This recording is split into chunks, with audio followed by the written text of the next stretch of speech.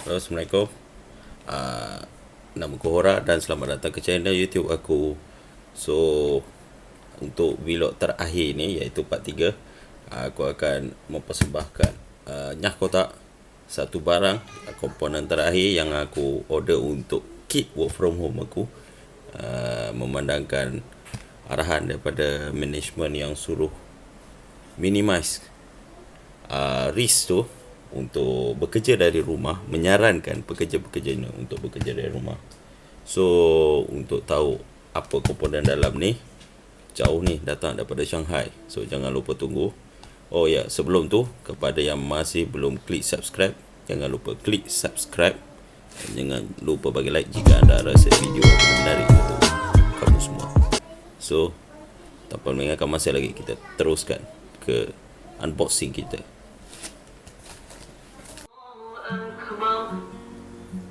So, ini dia item yang kita dah nyah kotak tadi.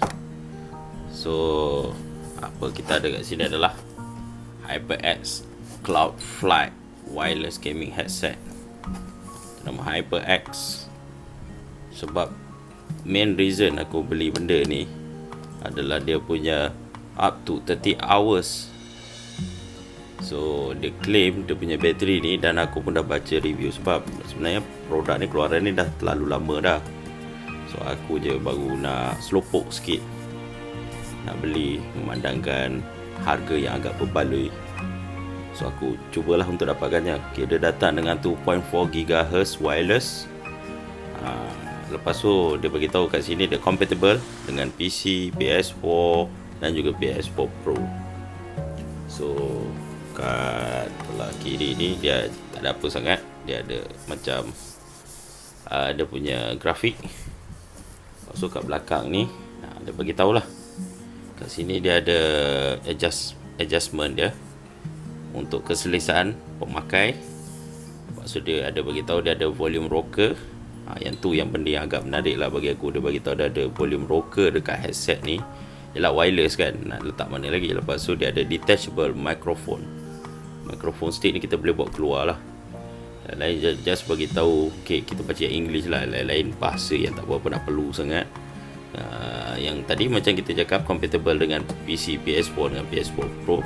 Lepas tu dia ada rotating 90 degrees ear cup with LED lighting effects. So maknanya dia ada RGB lah, lebih kurang macam RGB lah. Lepas, tapi tak tahulah dia boleh claim sebagai RGB, kita tak tahu color apa. Dia ada intuitive audio and mic controls, detachable noise cancellation mic, durable adjustable steel slider, yang ni lah. Okay, lain-lain tak ada bahasa lain dah tu. Lepas tu dia beritahu apa, okay. Okay, kat bawah ni ada tulis Transpeak, Discord, Skype. Skype dia compatible. Ventrilo, Mumble, Redcall, aku pun tak tahu apa benda tu. So, untuk bahagian belah kiri, tadi belah kanan, dia bagi tahulah gaming headset ni digunakan oleh Cloud9, NBA 2K League, Complexity dan juga Dignitas. Dia punya official sponsor dia. So, kat sini dah ada bagi tahu item yang kita akan dapat kat dalam ni adalah wireless gaming headset, USB adapter, quick start guide. Tak banyak lah komponen nama wireless kan. So, kita nyah kotak dulu.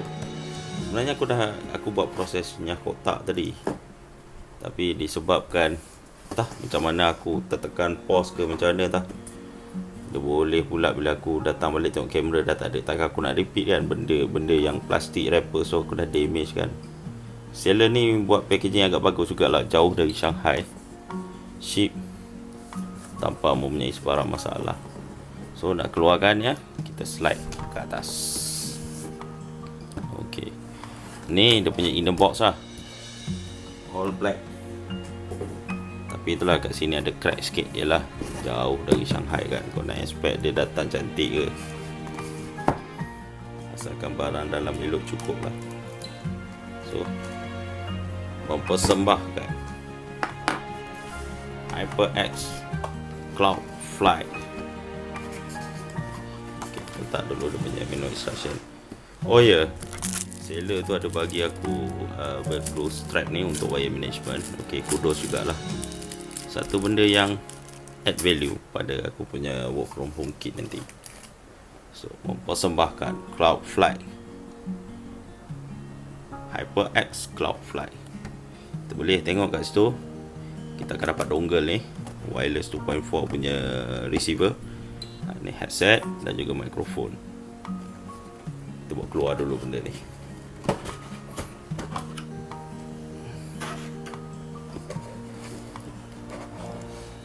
So kita letak tepi dulu wireless headset dia.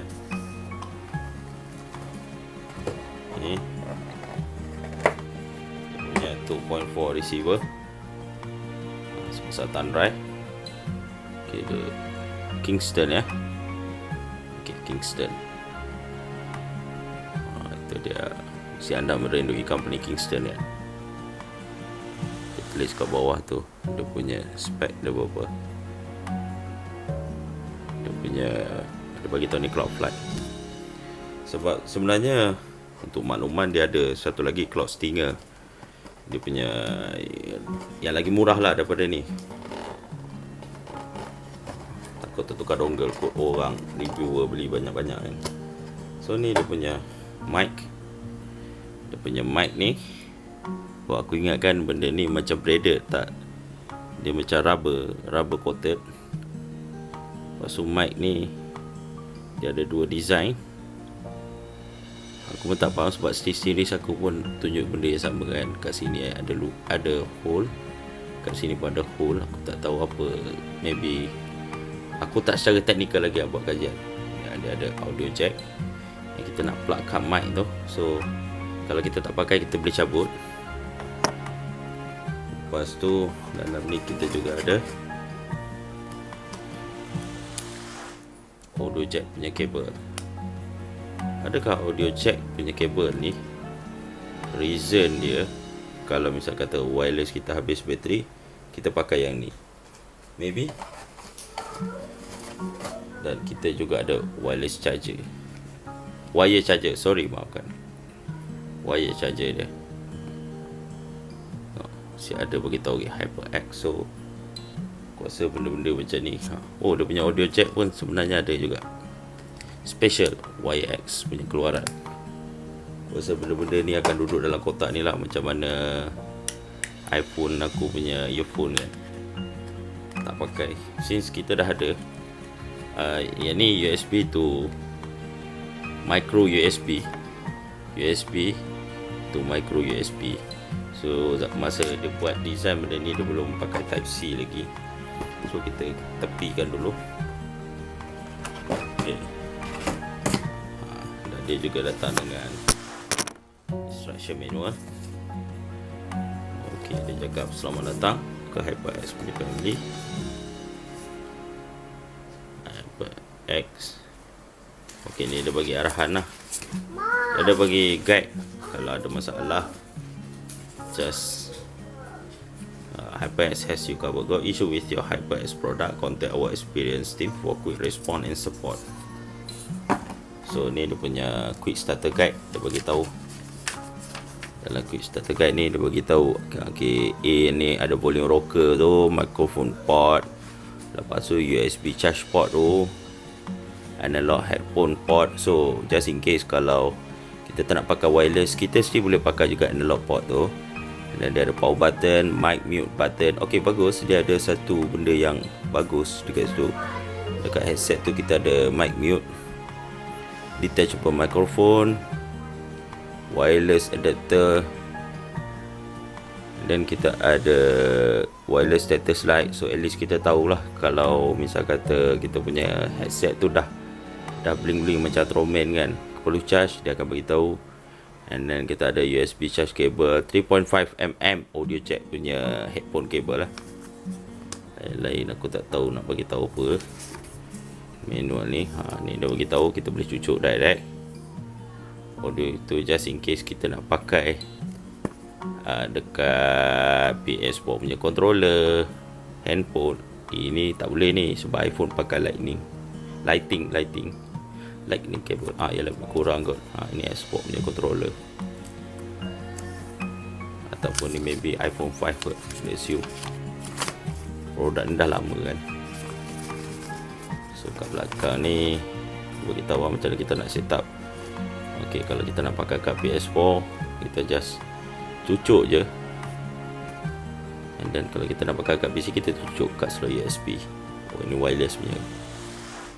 So untuk charging dah bagi tahu, okey, dia sarankan untuk kita fully charge sebelum guna.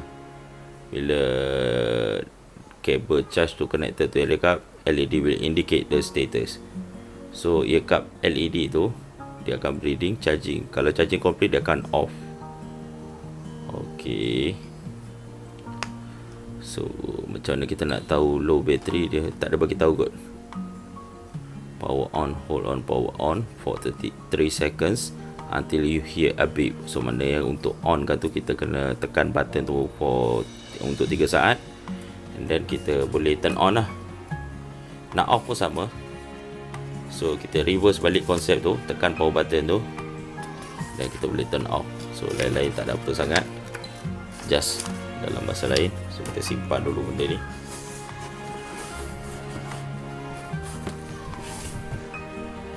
Sekarang kita menuju ke komponen utama kita, iaitu headset tu sendiri. So ini adalah HyperX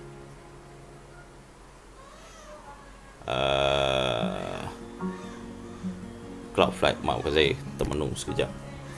So kita ulas dulu dia punya bahagian support ya. Dia punya frame dia ni kalau kita tengok kat sini, dia ada tulisan, dia ada engrave HyperX.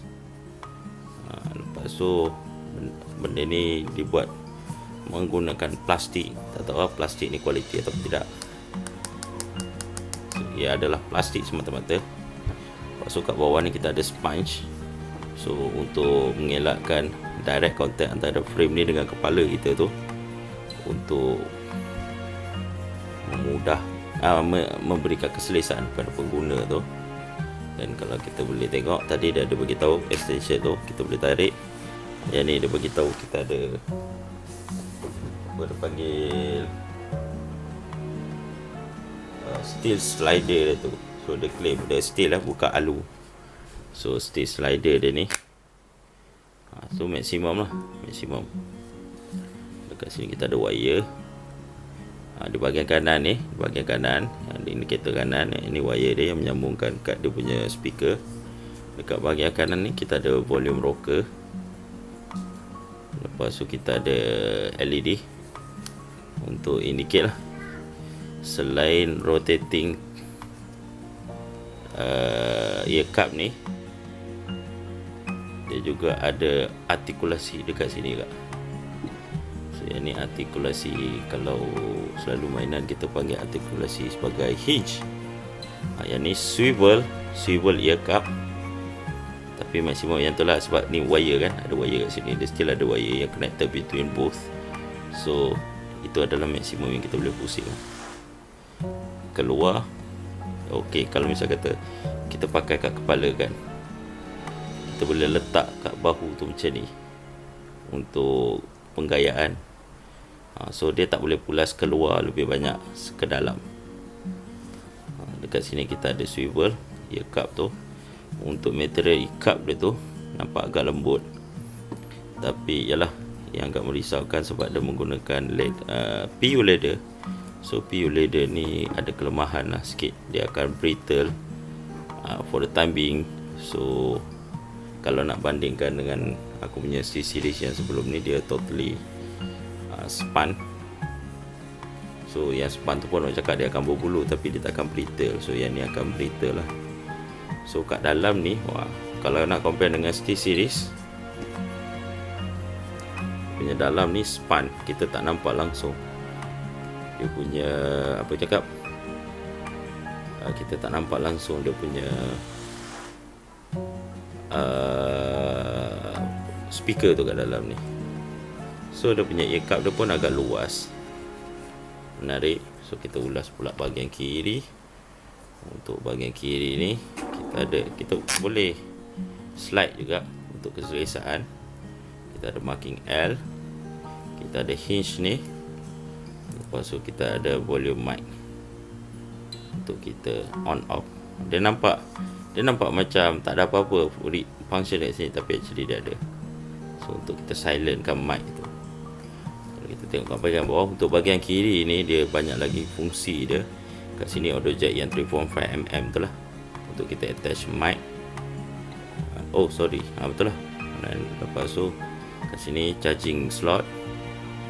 Lepas tu kat sini kita ada, kalau kita nak pakai analog, kita nak direct cable, mesti boleh pakai. Dan kita ada power on button. So dia kat belah kiri dengan kanan sama je. So kita try turn on dulu. Ok, kita dah turn on. Sekarang kita boleh tengok pada kedua-dua bahagian dia menyala. Ok, saya try tutup lampu dulu lah. Nak tengok macam mana kecerahan dia.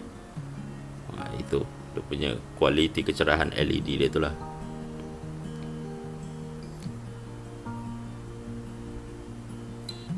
So sekarang aku akan try lah test dia punya kualiti. Sebab yang ni dia claim dia tak ada 7.1 audio punya surround. So aku nak tengok kualiti dia macam mana. Nak test untuk live stream. Aku nak test sekali dengan dia punya mic. Nak tengok dia punya kualiti mic kalau compare dengan SteelSeries aku yang sebelum ni. Kalau pakai USB punya kabel, dia ada sound drop. Bila pakai audio jack ok. So memang aku dah buat research lah. Memang kalau USB dia ada sedikit gangguan pada dia punya performance. So kita sambung kepada quality audio. Aku tak berani nak komen secara teknikal sebab aku pun agak naif juga pasal benda tu. So kita tengok lah macam mana. Harapan untuk menangkap bola tersebut. Oh ya, pada Jesus terlepas, nampak ya. Oh yang kelima mencaratkan kembali. So kesimpulan dia, walaupun hanya berbeza lebih kurang tak silap aku dalam RM100 lah antara dua headset ni. Yang satu ni wired, yang satu lagi wireless. Bagi aku HyperX Cloud Flight ni still satu pembelian yang berbaloi, walaupun dia tak ada head strap atas ni, dan dia hanya dibeli dengan soft pad saja. Dia still keselesaan dia tu agak memuaskan, dengan yang button mode senyap dekat sini. Cuma aku ada masalah sikit nak locate dia punya power button on off ni. Agak mengambil masa sebab button yang tidak begitu ketara untuk dirasai. Walaupun kat sini hanya ada satu button. Kalau compare dengan SteelSeries ni, button dia kalau kita tengok lebih besar dan lebih timbul. Dan satu lagi, dia punya volume rocker berada pada ear cup yang berbeza, iaitu yang ni dikira ear cup sebelah kanan. Dan satu lagi ada punya RGB. Oh, dia tak ada RGB ya sebenarnya. Dia kalau kita boleh tengok, oh kat mana button. Oh, confused. Bila tak ada mikrofon tu, kalau kita turn on kat sini, kita on dulu. Dia tak ada RGB lah sebab dia hanya R saja. Right, kita ada beberapa mode, sama ada kita nak padamkan ataupun kita boleh buat satu, tak tahu kalau boleh nampak ke tak, berkelip-kelip pada mode yang slow sikit, ataupun kita untuk teruskan dia menyala. Okey, walaupun dia menggunakan pad yang berbeza kalau nak compare dengan SteelSeries ni, yang ni fabrik, yang ni PU leather. Tapi PU leather ni bagi aku dia lebih lambat untuk panas lah. Sebab kalau macam aku main My Club Rank Match Mode, Pro Evolution Soccer tu, aku boleh tahan dalam 3 game baru rasa kehangatan dia, dalam keadaan suasana yang tidak menyipong hawa dingin. Tapi tak tahulah kalau itu disebabkan faktor cuaca semasa. Tapi aku kira macam siang tu pun tak ada hujan, so consider panas biasalah. Still aku rasa Yang ni dia lambat panas kalau nak dibandingkan dengan SteelSeries ni. SteelSeries ni maybe game pertama tu aku dah start rasa kehangatan dia tu. And then apa lagi aku boleh ulaskan, satu kelebihan dia ketahanan bateri dia lah. Yang ni aku charge dalam last week, full charge. Sejak dari beli tu aku full charge, lepas habis aku buat full charge, and then lebih kurang seminggu. Setiap hari aku pakai. Dalam seminggu tu ada dalam 3-4 hari aku stream. Yang lain-lain aku main pada kadar yang biasa, pada lebih kurang average 4 jam sehari. So far still tak malap lagi lah. Tak apa, kalau malap pun kita boleh pakai audio jack dia ni. Cuma kelemahan dia yang aku rasa kurang keselesaan. Kalau kita tengok yang ni, kalau kita letak macam ni kan, dia punya bukaan dia tu, leher dia tu jauh lebih luas lah daripada SteelSeries yang mungkin sedikit tak berapa nak ngam leher tu. Okay, and then yalah, kelemahan dia aku rasa ni lah, mikrofon ni. Kalau nak compare dengan SteelSeries, okay, kita boleh buat masuk dalam. Yang ni mikrofon ni yang kalau orang misplace tu memang naya lah. Aku tak tahu lah kalau ada jual ke tak spare part ni macam mana. So far aku just biarkan je benda tu duduk kat situ, and then tak tahulah esok lusa kalau aku nak beli headset stand ke apa. So tengok je lah quality audio, seperti yang aku dah tunjukkan paparan sebelum ni. Quality audio memuaskan. Cuma yang aku cakap, dia punya bass dia tu, yang ni lagi kuat daripada Arctic Series 5 ni lah. Series Arctic 5. So itu saja kesimpulan aku pasal HyperX Cloudflight ni. Terima kasih kerana sudi menonton. Sehingga kita bertemu lagi. Assalamualaikum. Bye bye.